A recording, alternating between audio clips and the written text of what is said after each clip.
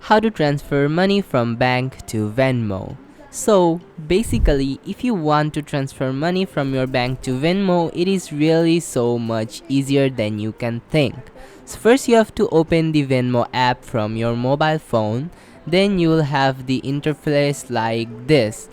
Simply you have to click the three horizontal line in the right top corner, and then you'll have a pop-up like this. Next to your balance, there is a manage balance button. Just click on that. Then you will see two options, transfer to bank and add money. Just click on the add money button.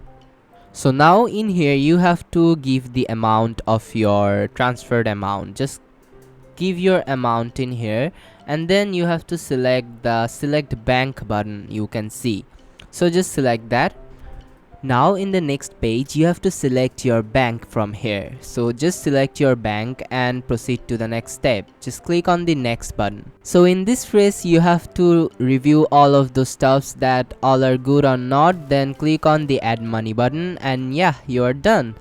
So that was how you can transfer your money to Venmo, and thanks for watching.